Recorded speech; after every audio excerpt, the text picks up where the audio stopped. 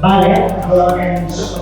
Jo em dic Juanjo Garcia, soc arquitecte tècnic, no sé si coneixeu aquesta professió, i vinc del futur.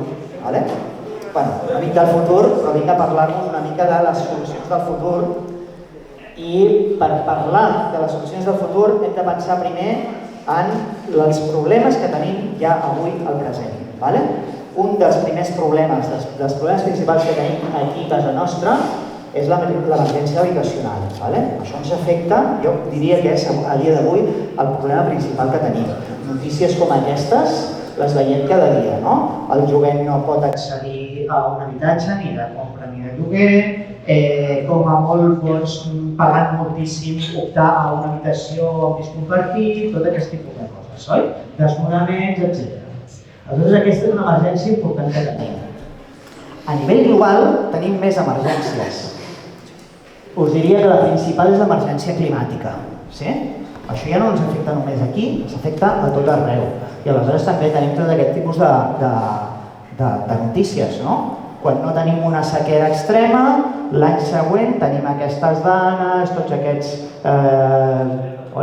pluges torrencials, etc., degut a la contaminació que nosaltres hem estat generant. Aleshores, si nosaltres hem generat aquests problemes, i aquests problemes són els que tenim, no sé on tinc aquí en algun lloc està això.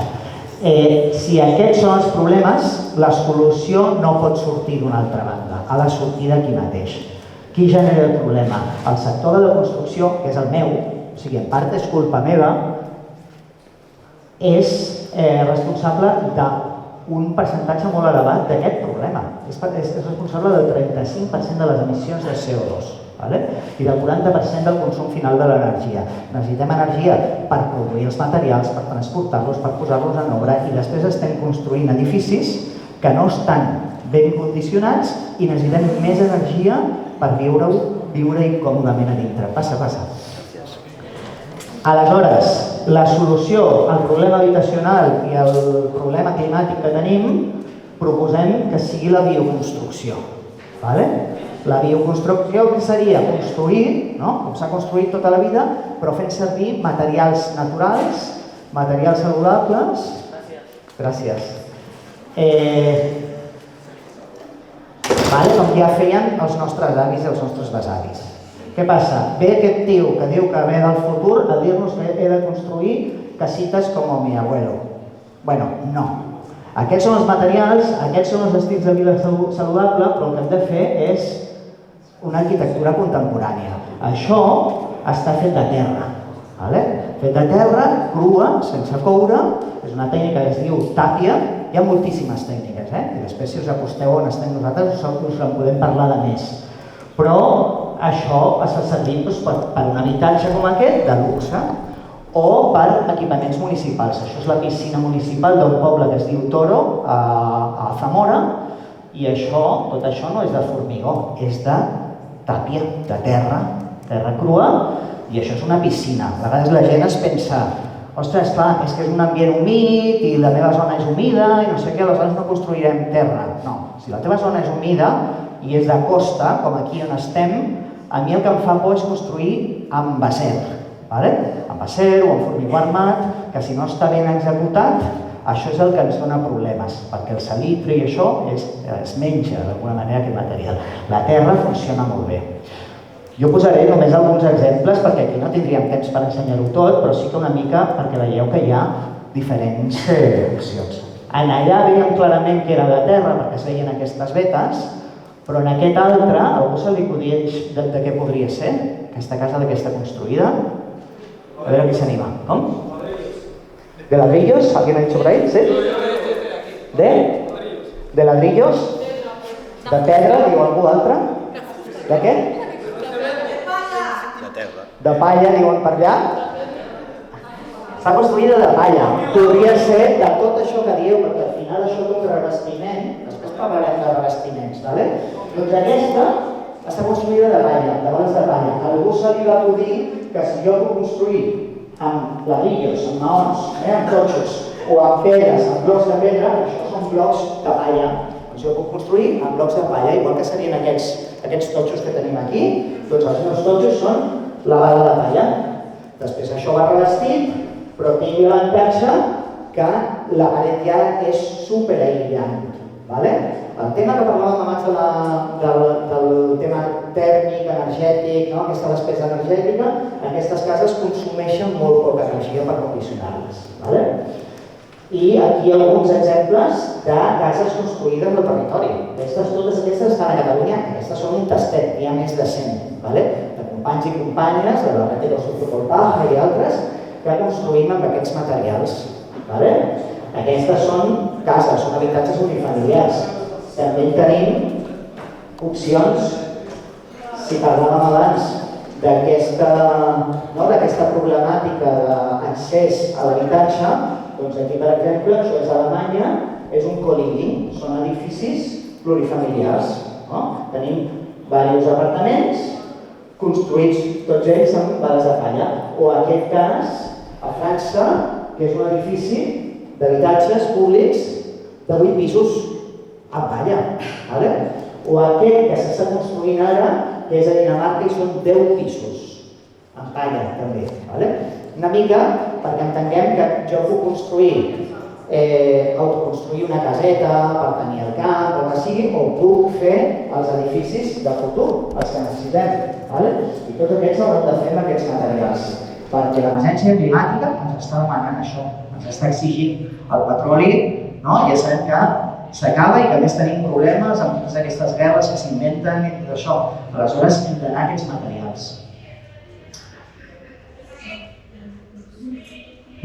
Més equipaments públics, aquest està a Tarragona i també està construït en palla. Sí? Per poder arribar a construir d'aquesta manera i fer-ho amb qualitat i fer-ho tot això, jo us he dit, jo soc arquitecte tècnic, tot això ho fem amb llicències i ho fem amb garanties, no ho fem això en contra de la llei, ho fem perquè s'ha fet, s'ha demostrat en tots aquests països, però a més perquè han fet les proves. Això són proves de laboratori que s'han fet, una prova d'assaig de resistència al foc, que ens pot cridar l'atenció i dius, ostres, si la casa és de palla, no se'n crema, no, s'han fet els assajos oficials de laboratori de resistència al foc, de resistència estructural, tèrmics, tot això. S'han fet normatives, i aquí un altre material, que és el BTC, aquests totxos perfectament podrien ser de BTC. Són totxos com aquests, però en comptes de ceràmics, de cuits, són crus.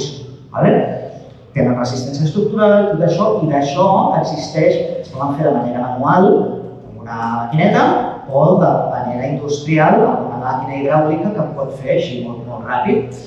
I tenim normativa per poder treballar amb aquests materials, que no és obligatòria però ens facilita la vida.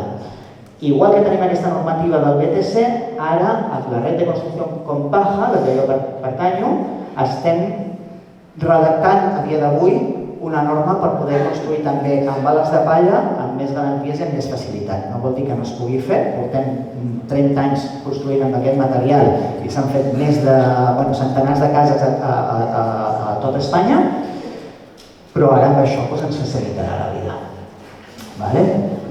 Coses com aquestes. Això és un restaurant d'alta gastronomia, de luxe, a Barcelona, al Port Olímpic.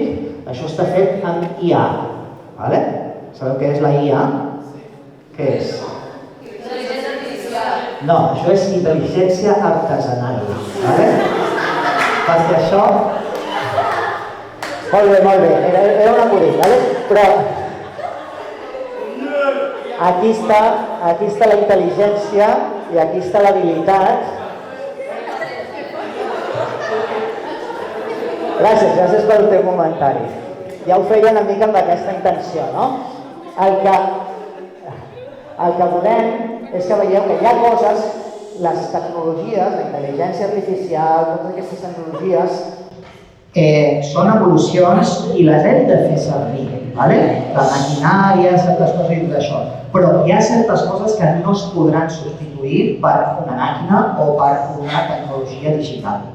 Hi ha coses que s'han de fer de manera manual, s'han de fer amb les mans i s'han de fer amb el cor. D'això ens parlarà en Xavi, que el tenim per aquí, diversos treballador, i tenim a la Marí, tenim al Marc, i tenim a diversos companys que tenim aquí i que després a fora podem parlar amb ells. I això s'ha fet amb canya, i s'ha fet amb calç, i s'ha fet amb aquests materials que us en parlava al principi, i es fan aquests restaurants de luxe. Aleshores, amb això acabo. Tornem al principi. Si els nostres reptes eren aquesta emergència habitacional, aquesta emergència climàtica, la resposta ha de ser la bioconstrucció, és a dir, la sostenibilitat. La sostenibilitat, ara us ensenyaré un gràfic que potser heu vist alguna vegada. Nosaltres pensem en sostenibilitat i ens ve al cap el tema ecològic. Ecològic, medioambiental. Sí, però no només.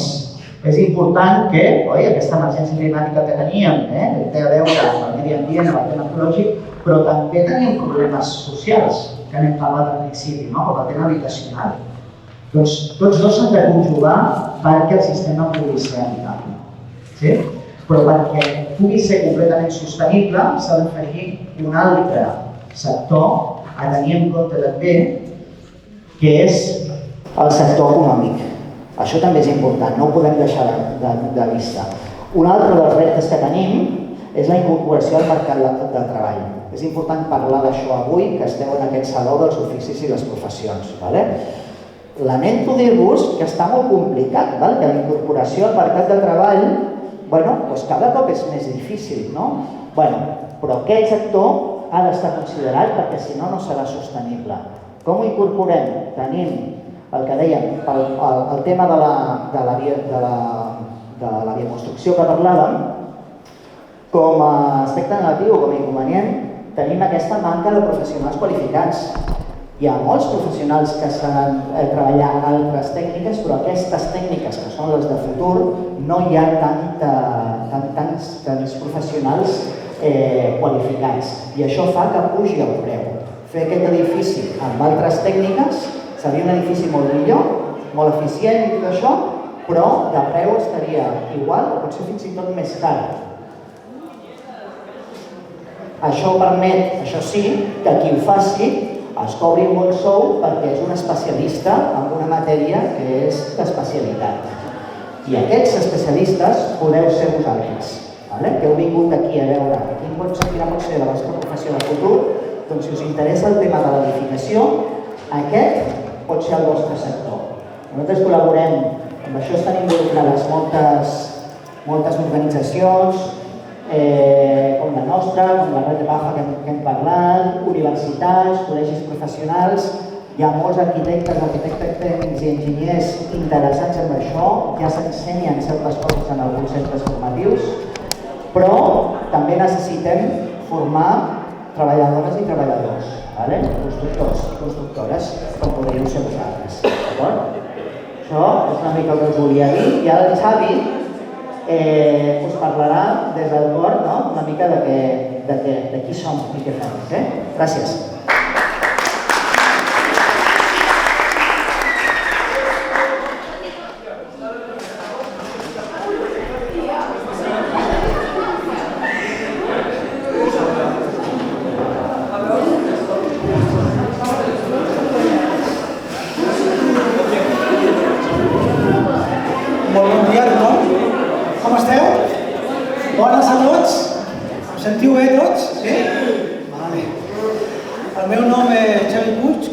President de la Fundació Art Matèria, i primer de tot vull donar les gràcies a el Joanjo.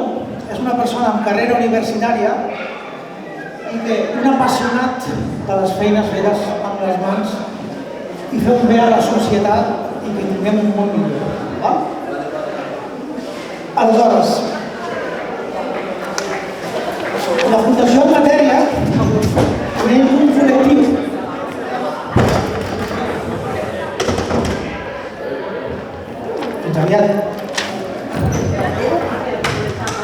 La Fundació en Matèria és un col·lectiu que som especialitzats tots amb la IA, com heu escoltat en Joan. Actualment aquest col·lectiu són més de 65 artesans de tota Espanya que estan dins de la Fundació. Ara us posaré un petit vídeo, molt d'un minut, on tant en Joan com una companya presentem el projecte de la nostra fundació en un espai físic aquí a Platja d'Aro que després us us diré que és una futura escola d'arts i oficis que estarà aquí situada a Patxà. Sisplau, pots posar el vídeo?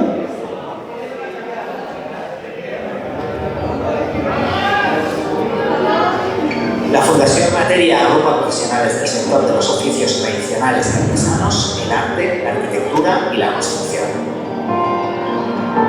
Nuestra misión es promover los oficios y la construcción sostenible mediante la formación y divulgación con un enfoque innovador. Proponemos fomentar la creatividad como fuerza impulsora. Facilitar el diálogo entre arquitectos y artesanos, integrando innovación y tradición. Valorar y promover la conservación del patrimonio arquitectónico.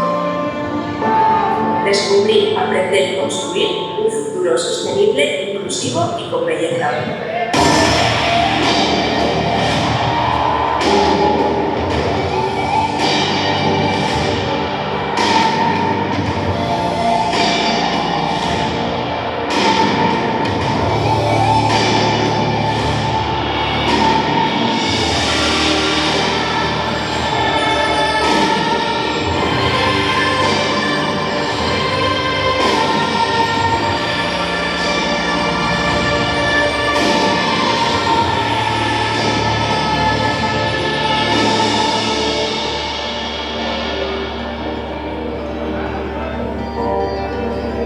Os invitamos a seguir nuestra actividad en nuestras redes y en la plataforma Los News. Puedes bajar aquí, gracias.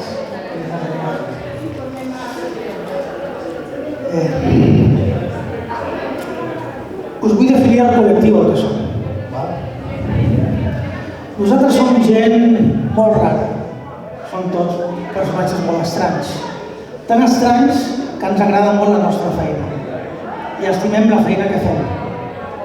En un moment en què tothom parla de que es vol jubilar, de que té ganes de que arribi el divendres per acabar, i la frase és el que hi ha, és lo que hay, nosaltres això estem en un ecosistema que diem què passa, què està passant?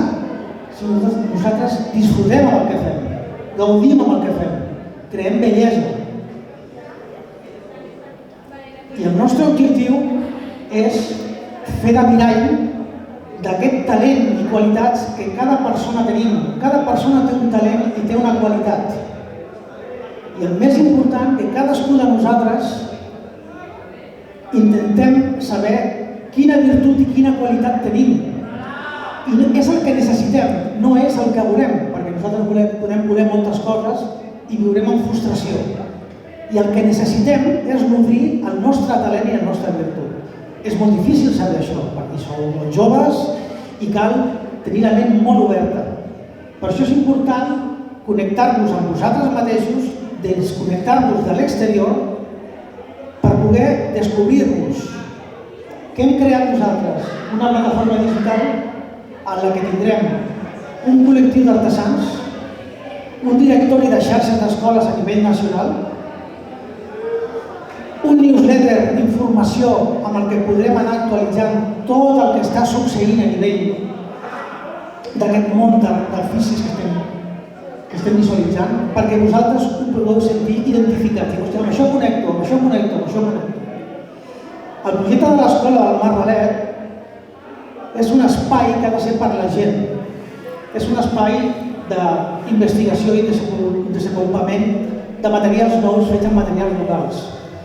És un espai d'ecologia. Ecologia què vol dir? Què és el que mengem? Què és el que vestim? Quins perfums utilitzem? Quin maquillatge? Amb què netegem la casa? Què tenim a dins? Tot això ens influeix com a persones. Tot això és important. No té cap sentit parlar d'ecologia si no som coherents amb com fem la nostra vida. Materials de quilòmetre zero. És un espai en el que hem de combinar l'art, l'arquitectura.